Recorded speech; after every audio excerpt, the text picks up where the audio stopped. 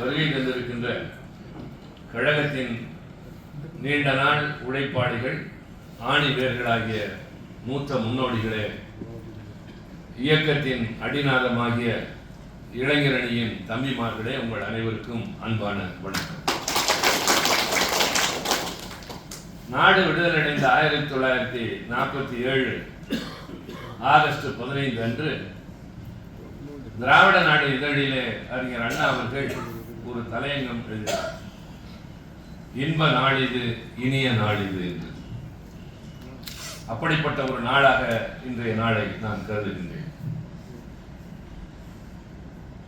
நான் கழகத்தினுடைய துணை பொதுச் செயலாளராக கழகத் தலைவர் அவர்களால் நியமிக்கப்பட்டு நாமக்கல் கிழக்கு மாவட்டத்திற்கு முதல் முறையாக வருகின்றிருக்கிறேன். நம்முடைய கண்ணான தலைவர் கலைஞருடைய 102வது பிறந்த நாள். தம்பி ராஜேஷ்குமார் இங்கே குறிப்பிட்டதை போல எப்பொழுதுமே என்னிடம் அவர் உரிமையுடன் நாடாளுமன்றத்தில் சந்திக்கிற போதோ அல்லது தொலைபேசியிலோ என்னுடைய உதவியாளர்களுமோ ஒரு குறிப்பிட்ட நாளினை சொல்லி, இந்த நாளில் நீங்கள் கலந்து கொள்ள வேண்டும் என்று சொல்வார். நானும் அட்டியின்றி கலந்து கொள்வேன். காரணம், அது என்னுடைய கடமை என்பது மட்டுமல்ல, இந்த மாவட்டத்தில் நடைபெறுகிற நிகழ்ச்சிகளில் ஒரு உணர்வு பூர்வமான, பல இடங்களிலே காண முடியாத ஒரு மக்கள் பிரதிநிதிகள் பொறுப்பில் இருப்பவர்களும் அடிமட்ட தொண்டர்களும் இவ்வளவு இணங்கி இணக்கமாக இருக்கிற இடங்கள் மிக குறைவு. பார்ப்பதற்கு பரவசமாக இருக்குவது. அதற்கு காரணம், பொறுப்பில் இருக்கிறவர்கள் தாங்கள் ஏதோ உயர்ந்தவர்கள் என்று கருதிடாமல், தலைவர் அவர்கள் அடிக்கடி மடல் எழுதுவதைப் போல உங்களில் ஒருவன் என்பதைப் போல நடந்து கொள்கின்றனர். இந்த மாவட்டத்திலே தம்பி இளைஞரணி செயலாளர் துணை முதல்வர் உதயநிதி ஸ்டாலின் அவர்களை அழைத்து 1360 பேருக்கு பொற்கொழி கொடுத்திருக்கிறார். அதில் விடுபட்டவர்கள் என்று தெரிந்தவர்களை, தென்பட்டவர்களை எல்லாம் வெறுமனே சமாதானம் சொல்லாமல் 120 பேரை இன்றைக்கு அழைத்து இந்த மன்றத்தில் என் மூலமாக பொற்கொழி வழங்க செய்திருக்கிறார். அத்தோடு தம்பி ராஜேஷ் நின்றிருந்தால் அது சாதாரணம். யாரெல்லாம் விடுபட்டு இருக்கிறார்களோ அவர்கள் எப்போது வேண்டுமானாலும் மாவட்ட கழகத்திற்கு வந்து அதை பெற்றுக் கொள்ளலாம். நான் சென்ற முறை வந்திருந்த நேரத்தில் கழகத்தினுடைய நிர்வாகிகளுடைய வீட்டில் இருக்கிற பிள்ளைகள் உயர்கல்வி படிக்கிறவர்களுக்கு 50,000, 1,00,000 என்று கல்வி தொகை நிதி வழங்குகின்ற அந்த நிகழ்ச்சியிலே நானும் பங்கேற்றேன். இப்பொழுது நம்முடைய முதல்வருடைய அருமையான ஒரு திட்டம், கனவு இல்லம், கலைஞர் கனவு இல்லம் என்ற திட்டத்தில் இந்த மாவட்டத்தில் சற்றேறக்குறைய 7,000 வீடுகள் என்று சொன்னபோது நான் வியந்து போனேன். இவ்வளவு எளிதான காரியம் அல்ல. ஒரு வீட்டுக்கு 3,50,000 லட்சம் என்று அந்த மிகப்பெரிய சீரிய திட்டத்தை நம்முடைய முதல்வர் அவர்கள் அறிவித்திருப்பதை முழுமையாக செயல்படுத்தக்கூடிய ஒரு மாவட்டமாக இந்த நாமக்கல் கிழக்கு மாவட்டம். வீடு இருப்பது என்பது எவ்வளவு இன்றியமையாத ஒன்று என்பது அனுபவப்பட்டவர்களுக்கு தெரியும். வாடகை வீட்டிலே ஒன்றில் குடித்தனத்தில் இருந்தவர்களுக்கு தான் சொந்த வீட்டினுடைய அருமை தெரியும். ஓலை குடிசையிலும் ஒழுகுகின்ற வீடுகளிலும் இருந்தவர்களை அடுக்குமாடி கட்டணங்களிலே கொண்டு போய் உட்கார வைத்தவர் கலைஞர். ஆனால் இப்பொழுது ஒவ்வொருவருக்கும் தனித்தனியாக வீடு என்று அந்த காலத்திலே பட்டுக்கோட்டை கல்யாண சுந்தரம் எழுதியதை போல ஆளுக்கு ஒரு வீடு. அந்த வீடு அழகான வீடு, அது கலைஞர் கனவு இல்லம் என்ற பெயரோடு மிளர்வதை பார்க்கிற போது பரவசமாக 7,000 வீடுகள், அதுபோல அடுக்கடுக்கான பல திட்டங்களை இங்கே தம்பி உணர்ச்சி பெருக்கோடு சொன்னார். உங்கள் சார்பாக நன்றி உரையாற்ற வந்த பூபதியும் உணர்ச்சி பகுதியில் பலவற்றை இங்கே நினைவு கூர்ந்து பேசிக் கொண்டே இருந்தார். உள்ளபடியே இந்த நிகழ்ச்சி நான் தொடக்கத்தில் சொன்னதை போல இன்ப நாளிது, இனிய நாளிது என்பதைப் போல காலையிலே கலைஞர் சிலைக்கு மாலை அணிவித்தது, அங்கே கூடியிருந்த மக்களுக்கு காலை சிற்றுண்டி வழங்கியது, இங்கே வந்திருக்கிற நீங்கள் உணவருந்திய அதே இடத்தில் நாங்களும் சேர்ந்து எப்படி கழகத்தினுடைய பொதுக்குழு கூட்டத்தில் வந்திருந்த பொதுக்குழு உறுப்பினர்களோடு கழக தலைவரும் உட்கார்ந்து சாப்பிட்டாரோ அதை போல நாங்கள் எல்லாம் வானத்திலிருந்து இறங்கி வந்தவர்கள் அல்ல.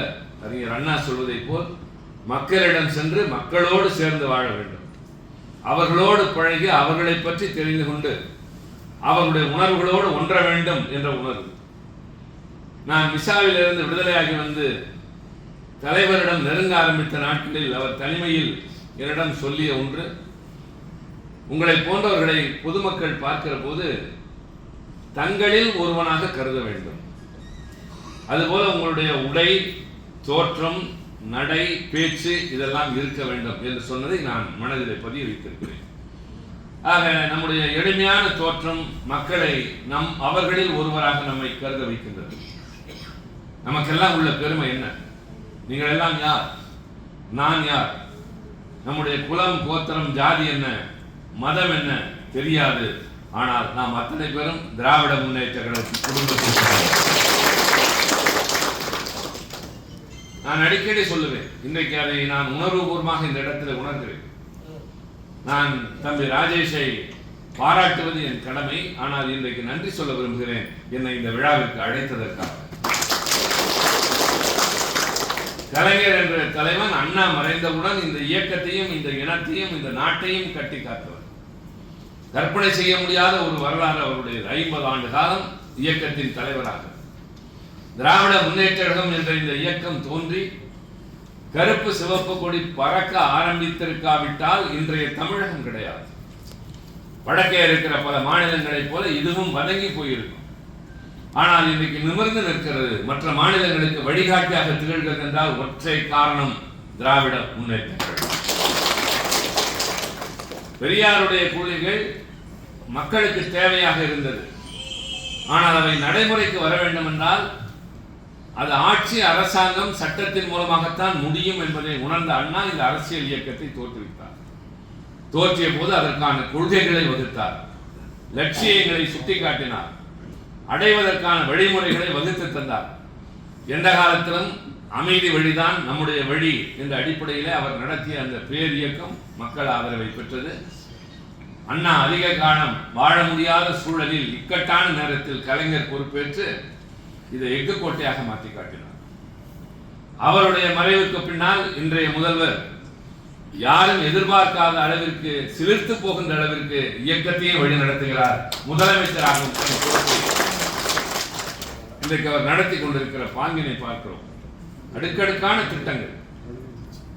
பொதுக்குழுவிலே தலைவர் சொன்னதைப் போல ஒவ்வொரு குடும்பத்திலும் ஏதாவது ஒரு வகையில் ஒருவராவது இந்த ஆட்சியின் மூலம் பயன்பெற்றிருப்பார்கள் என்று சொன்னது உண்மையான வார்த்தை. உரிமை தொகை என்ற அடிப்படையில் பெண்கள், பேருந்தில் பயணம் செய்கிற பெண்கள், கல்லூரிக்கு போகிற புதுமை பெண் திட்டத்தில் அங்கே படிக்கக்கூடிய ஒரு பெண், தமிழ் புதல்வன் என்ற திட்டத்தில் படிக்கக்கூடிய ஒரு மாணவன், இப்படி ஏதாவது ஒரு வகையிலே ஒவ்வொரு குடும்பமும் பயன் பெற்றுக் கொண்டுதான் இருக்கும். அதனால குறை பேசுகிறவர்களை பற்றி நீங்கள் பொருட்படுத்தாதீர்கள் என்று தலைவர் சொன்னது ரொம்ப ரொம்ப உண்மை. ராஜேஷ் இங்கே சொன்னார், நம்முடைய இயக்கத்தில் இருக்கிற உறுப்பினர்கள் யாராவது மறைந்து போனால் அவர்களுடைய குடும்பத்திற்கு 10,000 ரூபாய் உதவித்தொகை வழங்குவது மட்டுமல்ல, படத்தையும் வைத்து மரியாதை செலுத்துகிறோம் என்று. இது ஒரு முன்னோடியான முயற்சி என்பதை நான் உணர்கிறேன். தலைவரிடம் இதை பற்றி பேசுகிறேன்.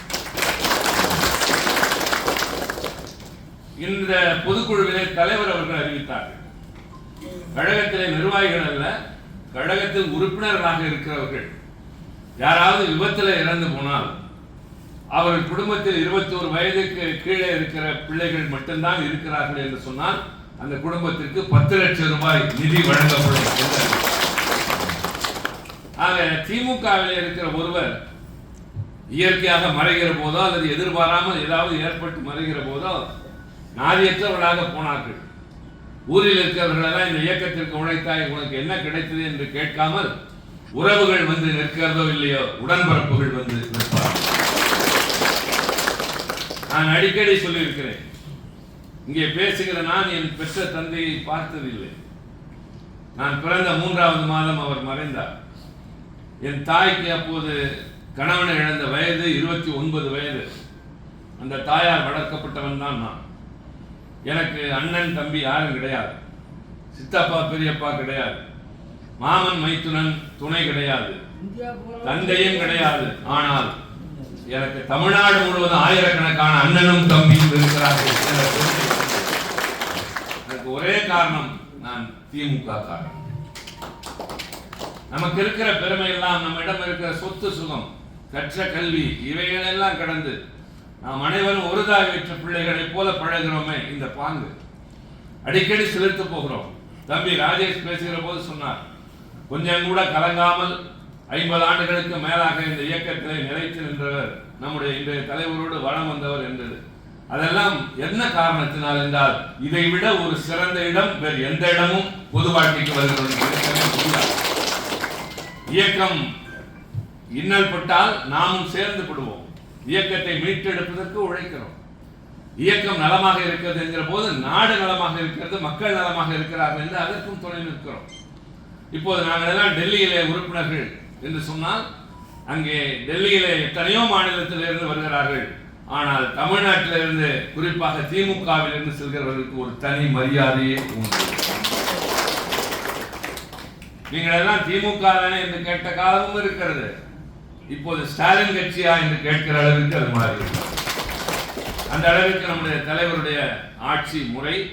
இதற்கெல்லாம் காரணம், இன்றைக்கு நாம் மாலை அணிவித்தோமே அந்த தலைவர் கலைஞர், 102 வயது, பேச்சால் எழுத்தால் திரைப்படத்துறையிலே அதை ஒரு கருவியாக பயன்படுத்தி அவர் ஆற்றிய தொண்டால் அல்லது மிகப்பெரிய சாதனைகளால், எழுச்சியால், ஆட்சி பொறுப்பேற்ற போது அவர் நிறைவேற்றிய திட்டங்களால் இன்றைக்கும் அவர் நிற்கிறார், காலமெல்லாம் நிலைத்திருக்கிறார்.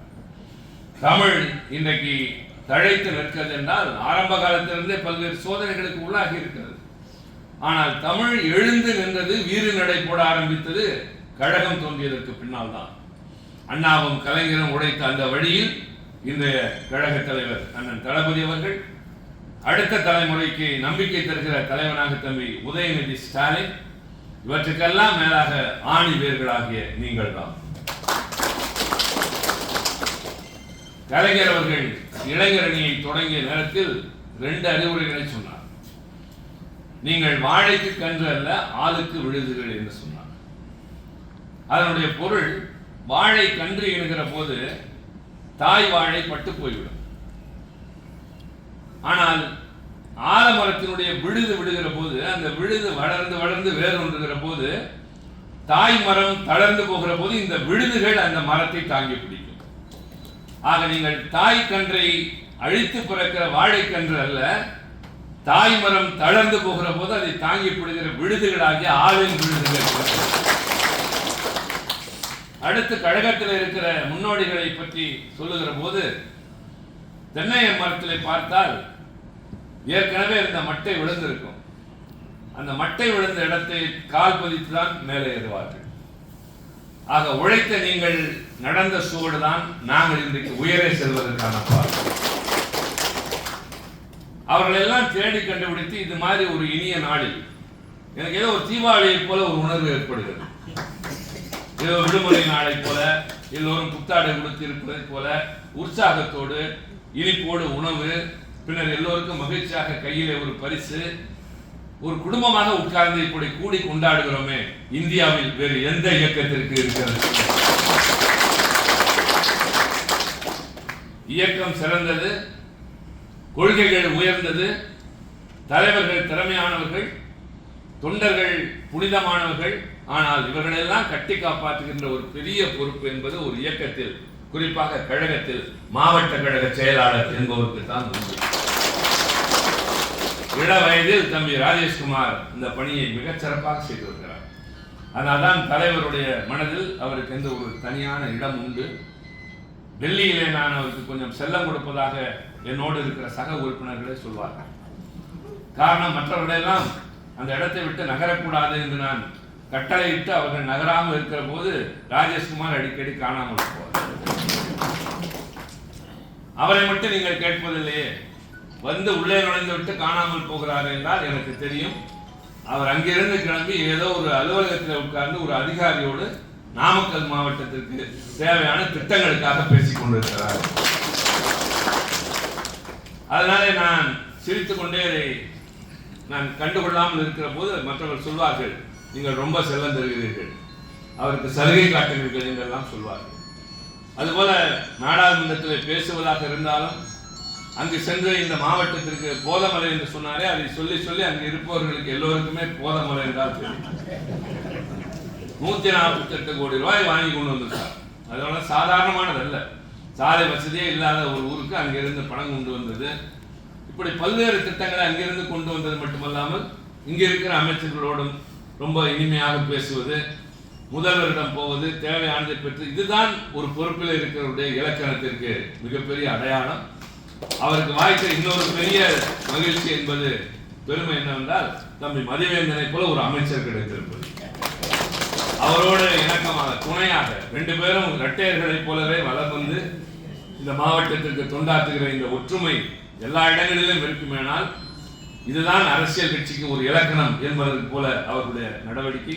கழகத்தினுடைய முன்னோடிகளும் அப்படித்தான். மணிமாறன் மாணவரணி காலத்திலிருந்து சற்றேறக்குறைய 77 அந்த காலத்திலிருந்து எனக்கு தெரிந்தவர். நானும் அவரும் முதலில் மாவட்ட அமைப்பாளர்களாக இருந்தோம். அப்படிப்பட்ட அவர், பார் இளங்கோவன், இங்க இருக்கிற பலர் இருக்கிறார்கள். ஆனால் இந்த இளைஞர்கள் 2 பேரும் இன்றைக்கு இந்த மாவட்டத்தில் மருது சகோதரர்களைப் போல வலம் வருவதும் இயக்கம் வளர்ப்பதும், ஒற்றுமையாக இயக்க முன்னோடிகளை பாதுகாப்பதும் எங்களுக்கெல்லாம் மகிழ்ச்சியாக இருக்கிறது. நான் துணை பொதுச் செயலாளர் என்று சொன்னால் நான் எப்போதும் சொல்வேன், பொறுப்புகள் கூடுகிற போது கடமைகள் அதிகரிக்கின்றன என்பதுதான். அதுதான் ரொம்ப ரொம்ப முக்கியம். When power increases, responsibility comes along with that என்று சொல்வாங்க. ஒரு இடத்துல ஒருவருக்கு நாடாளுமன்ற உறுப்பினர், அமைச்சர் என்று சொன்னால் அது வெறும் அதிகார பொறுப்பு அல்ல, கடமைகள் மிகுந்து வருகின்றன என்று பொருள். அதுபோல இன்றைக்கு இந்த பொறுப்பிற்கு நான் படிப்படியாக உழைத்து தலைவரால் அங்கீகரிக்கப்பட்டு இந்த இடத்திற்கு வந்திருக்கிறேன். குறிப்பாக இந்த மாவட்டத்திற்கு முதல் முறையாக வருகிறேன் என்கிற போது எனக்கு ரொம்ப மகிழ்ச்சியாக இருந்தது. அதுவும் எந்த நாளில்? கலைஞரின் பிறந்த நாளில். ராஜேஷ்குமார் சொன்ன கலைவாணர் அரங்க நிகழ்ச்சிகள் தான் நெஞ்சில நிழலாடியது. அந்த நாளில் 2ஆம் தேதியே நிகழ்ச்சி நடக்கும். இரவு முழுவதும் பட்டிமன்றம், கருத்தரங்கம் இப்படியெல்லாம் நடக்கும். கலைஞரும் உட்கார்ந்து பார்த்து ரசிப்பார். இரவு 12 மணிக்கு கேக் வெட்டி விட்டு சென்று விட்டு மறுநாள் காலை 7 மணிக்கெல்லாம் வந்து எல்லோரையும் பார்த்து கொண்டிருப்பார்.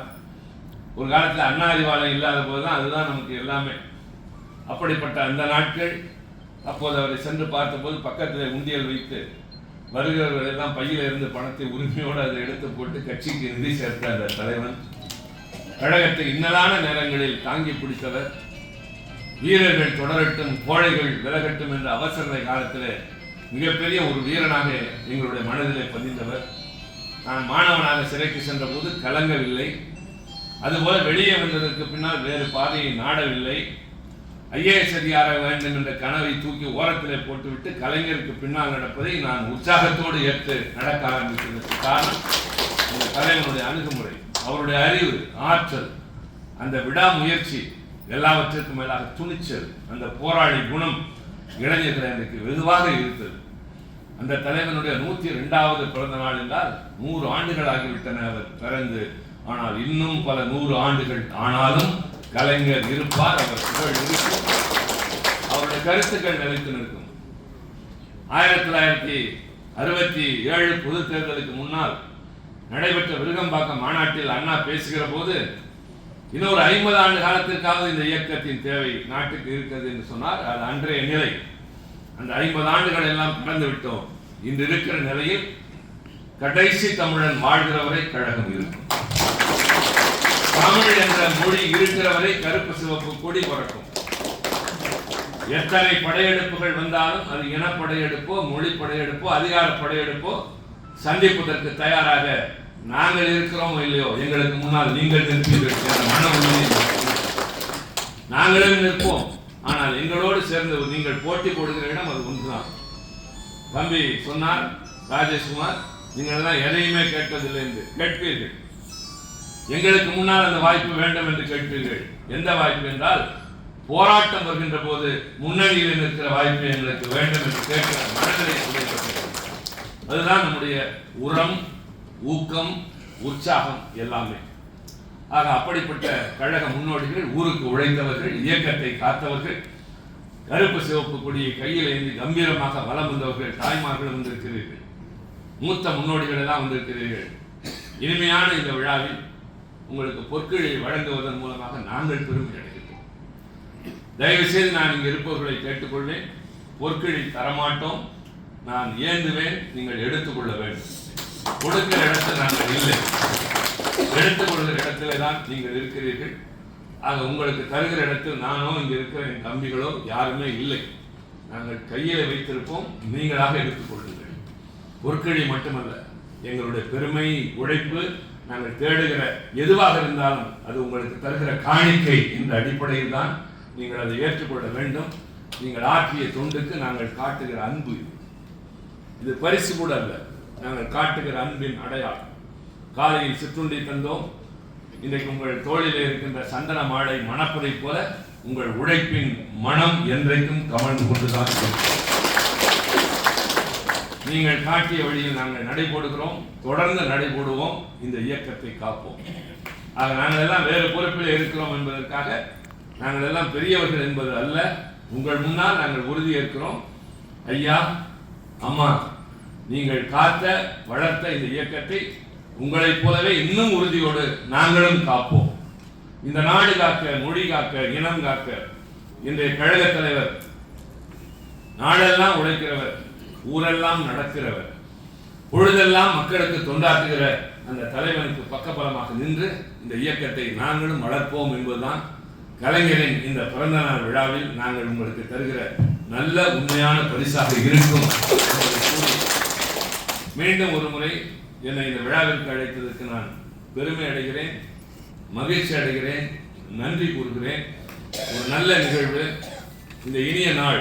ஏதோ பரிசு கொடுத்தோம் ஆளுக்கு ஒன்று என்று இல்லாமல் உங்களை எல்லாம் அழைத்து இந்த அரங்கத்தில் விடுபட்டு போனவர்கள் யாரையும் இந்த மாவட்டத்தில் விடுபட மாட்டோம் என்ற அளவிலே இந்த பொற்கிழி வழங்குகின்ற நிகழ்ச்சியில் நானும் கலந்து கொண்டு உங்களோடு பேசுகிற நல்ல வாய்ப்புக்காக மகிழ்ந்து தொடர்ந்து செல்வோம், வெற்றியினை குவிப்போம். கருப்பு சிவப்பு கொடி உயர உயர தமிழ் சமுதாயம் உயர